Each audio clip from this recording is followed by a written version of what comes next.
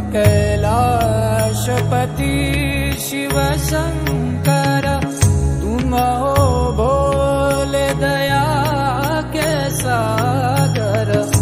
दूर करो सब दुख हमारे, दूर करो सब दुख हमारे।